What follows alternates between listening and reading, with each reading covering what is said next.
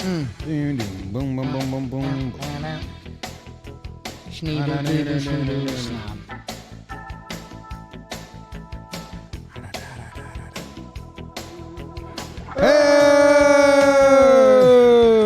What's going on, everybody? Welcome back to another Player Profile and Protection here on Talkin Yanks, brought to you by SeatGeek. My name is Jimmy, his name is Jake, and we're talking about the one, the only Michael McRae King.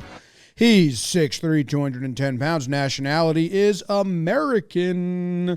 From Rochester, New York, the son of a broadcaster. Yeah. Jake, how are you? James, Davis, the King family. We know they're tuning in. Yes. Met the King parents briefly at the game last year. I'm a huge fan of Olivia King's music. So we'll mostly be talking about that.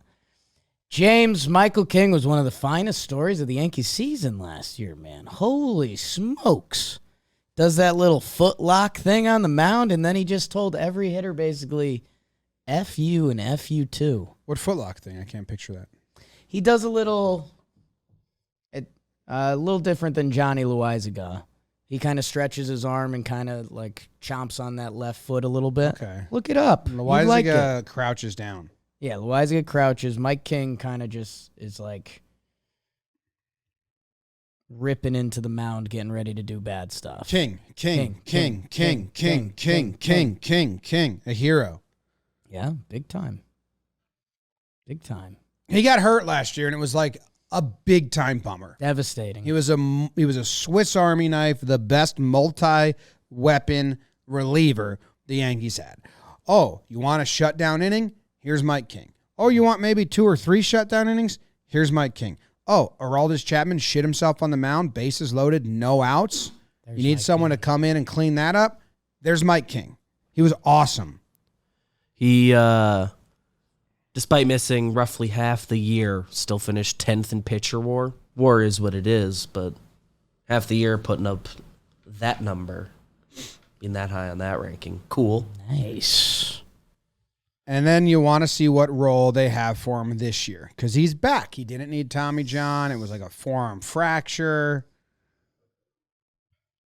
Elbow, yeah. So I remember, didn't Boone kind of give insight into this, and we talked about it on an episode a while ago where he said he didn't know what role they wanted to use him in, but also referenced that last year he was probably the most valuable reliever in all of baseball because of the role they were using him in, which makes you think, oh, I think they want to use him in that role again.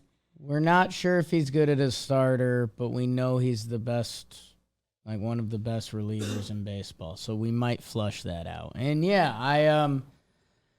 I will fight for pitchers to get that starting nod because again, you're talking about different pools of money. If you can be a 4th starter, they'll basically throw you $15 million a year if you hit free agency the right way.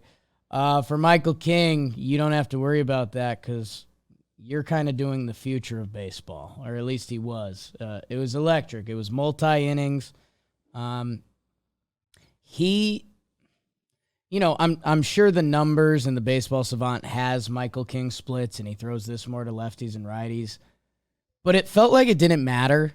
Like it felt like he was on the mound and he was going to do his thing, and you had to adjust to it. I'm sure he threw more changeups to lefties and a lot of the more standard stuff you see. But, man, I don't think so. You want me to check? He was out there doing his thing now to Lamp later on, paid in the shade with some fly gators on. And, yeah, when the Yankees lost him last year, it was... Oh, he does do that. Whoops. But not... It's just his changeup.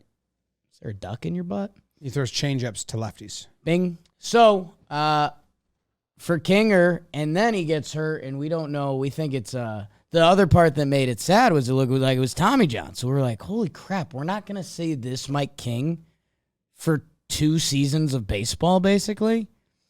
And then they just said, oh, no, it's his arm's fractured. We're just going to let it heal. And we said, oh, all right, okay. And then we see him at spring training throwing darts. Like, even before spring training, if we had done the Michael King PPP before spring training, I think we would have said, like, hey, probably see him in May, something like that. They'll slow play him. No. They let him go in spring training a couple appearances now. He's kept a clean sheet. And, yeah, man, I mean, him and Clay Holmes, unpacking the 2022 Yankees and how good their start was, him and Clay Holmes were one of the bigger things you had to circle. Basically, if you had 3 innings at the end of the game, it was done. Easily. And it was done in, like, a fun way. Yes. Like, he looks like he's just slinging it up there. And he's got what last year they called the slider, but now they're actually giving the sweeper its own destination on stat pages. It's not a slider. So now, retroactively, he didn't throw a slider last year. He threw a sweeper, which we knew it was. He actually based it off the clue ball. But the way he just, like, slings his arm and gets that 2-seam run on the sinker and gets the sweeper, it's awesome. Fun to watch visually. Like I was saying last episode about Weissert's slider is fun to watch visually. Like, King stuff is fun to watch visually, and also plays at the highest level of baseball where it gets the guys out, gets them to hit ground balls, and is just a good old time. He's pitched in 2 innings, or 3 innings, 2 games this spring so far. March 3rd and March 11th. Right. Faced, 10 batters maybe? 1 walk, no hits. Ks. And I did notice that I was throwing names your way earlier. Right. Because what was his name? Will Toffee. Will Toffee. He threw them like all changeups. He threw sweeper, strike 1, and then just went changeup, changeup, changeup. And I was like, who's this Will Toffee guy? And then I realized he kind of does throw lefties a heavy diet of changeups, and not the sweeper that much. And it's where I, even there were times on Talkin Yanks last year, and it's why it got brought up to Aaron Boone, and maybe Aaron Judge this year. And maybe we got brought up to him at one point. Is that there's 3 pitches there. I even think sometimes he throws a bit of a different fastball, pending lefty or righty. Yeah, it looks like, 37.2% sinker, 22% 4-seam. That it felt like he has the starting pitcher mix, and he's got a plan against righties and lefties, and he almost broke out in such an impressive way in the bullpen that I think it got in the way of him potentially getting a starting look again, because he started 6 games in 21. He started 4 games in 20, and he came up the ranks. And remember, he was the minor league breakout player of the year or whatever. He had that incredible minor league season that put him on our radar. That Michael King has a minor league season where he threw 161 innings. like this guy has so much more seasoning than, say, a Clark Schmidt. But what he did and how well he performed last year, it's just like you are a powerful chess piece on a chessboard. You're a bishop. You can only move diagonally, but when it's used right, man, it's gross. How many innings do you think he had last year where he pitched multiple across 2 innings, I guess is what I'm saying. 1+ appearances? Not because it could be 1 inning pitched, but it was an up down. He pitched in the 7th, got 2 outs, and then came back for the 8th. Across 2 separate innings of baseball, Michael King pitched. Let's see, 34 games, I would say. I think it's easier to do the opposite, maybe. Like how many he was just a 1 inning guy. Just a 1 inning or less guy. It was a lot of them, man. I'd say like 28. Where he was just 1 inning? No. Oh, yeah. Sorry, I flipped it on you. I was flipped it on me. Because it's the lower number is easier to count. But I wonder, that's my question of how they use him. And I don't think they can do that just yet. We saw them do this with Chad Green. 2017, Chad Green, he was 2 innings, 3 innings every 3 days, like on a schedule, And then in 2018, because I believe Chad had said, like, I kind of like knowing my role more. They tried to give him a more defined role. And I don't think I think they did it too soon. Again, it's the player's preference or however you think you're setting him up for success. But if we can keep him at the rest of the pen is out guy, that's going to be the best way to utilize Mike King this year is, okay, Clay threw back-to-back, and Wandy's thrown 3 out of the last 4. Johnny, you're the closer tonight. King, you got the 7th and 8th. And then he's down for a couple days while those guys come back, and it's like that rotation. That's so valuable. And then also on other days he can come in and be a stopper. I hope they use him like that. So I hope they don't turn him into a 1-inning reliever. Yeah, and I don't think so. I think one of his appearances this spring was already 2 innings. And yeah, it's again like this guy has been stretched out in the minor leagues. It's not like the bus stopped at AA and they made him a reliever for a year or two. Like he's up until this, he'd been starting. So I think multi-inning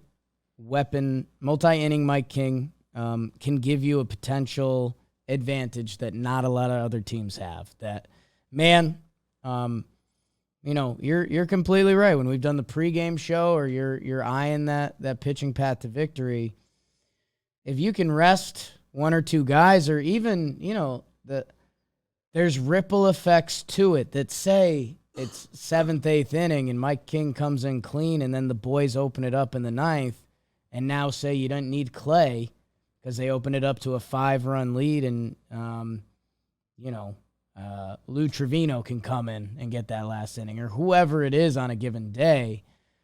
There's ripple effects to saving your bullpen throughout a series, throughout the year, that he could be the bishop in the chess thing, I'm not much of a chess guy, but 20 was the answer when you said 28. 20 out of 34 appearances were I came in high. Multiple innings. Said that before. You were all over it. Said that before.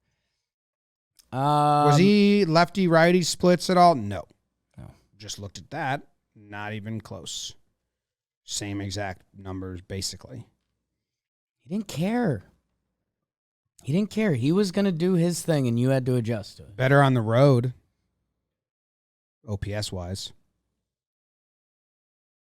Yeah, parents in the stands. He is a huge part of the season if he can do what he was doing last year. Huge. Yeah. So I hope he can, and I hope he has fun doing it. Remember last year when the Yankees clinched, they FaceTimed him? Yeah. And he was like, "Oh, this is cool, guys, but kind of a reminder, right, that I'm not there." I wish I was there. Wish I was there. Yeah. Now, somebody said. I don't know what he said. We weren't privy to that. I've got a question for you. The answer is yes. It's brought to you by SeatGeek. The question or my answer? The question. Oh, you tell me. All right, I'll let you know. The question is brought to you by SeatGeek. Download the app. Use code JOHNBOYPreseason. You'll get 15% off, whether you've used any SeatGeek deals in the past, from us, from God, wherever. SeatGeek ticketing app. Download the app. It's so easy to use. Even a Jake can use it. So go check them out. They're the geeks of seats. John Boy Preseason, 15% off. Is Mike King going to be a closer this year? He'll get a 3-inning save. Sure. Every now and then. Sure. He had 1 save last year. Was that the Aroldis Chapman situation? I think it might have been a 3-inning deal. He finished 10 games last year.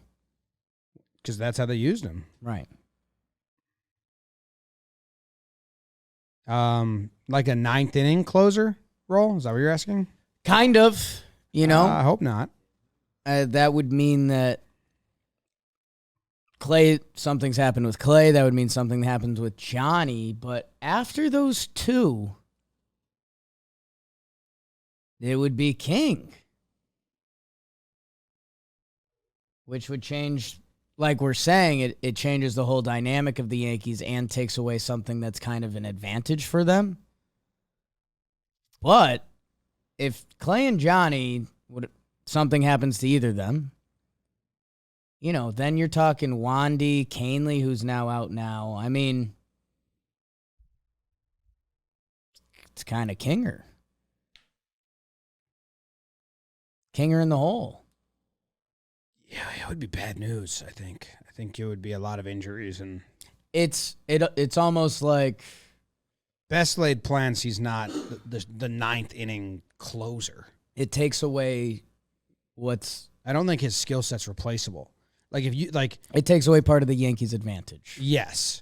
So you'd rather Loaizaga become the closer because Loaizaga can't do what King can do. And someone below King, Weissert, Abreu, Marinaccio, I don't think they can do what King can do. Right. Or what he was doing last year that we hope he can repeat, which is be the 2-inning, 3-inning guy.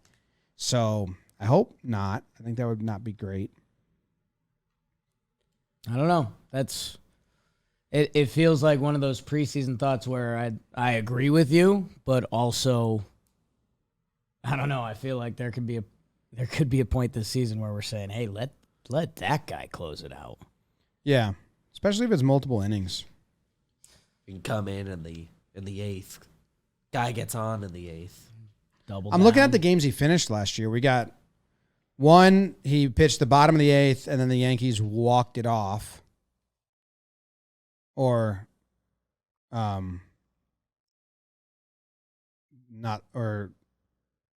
top of the ninth, and then the Yankees walked it off in a tie game.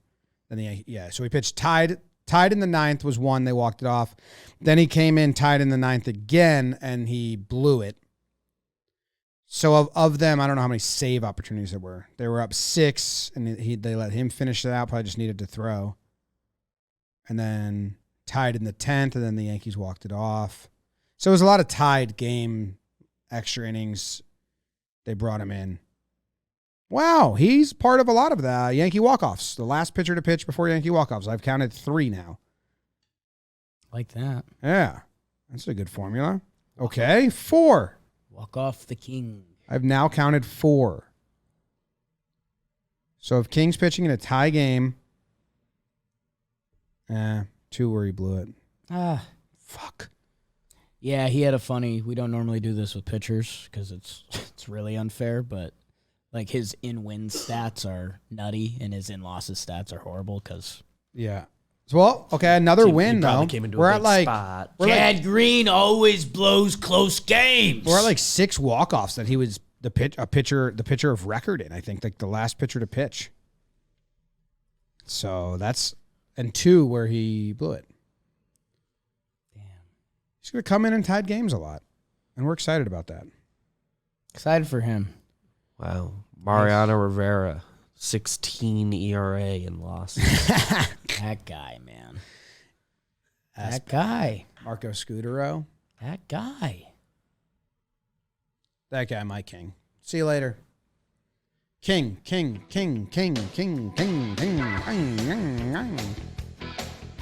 One, two, three, four.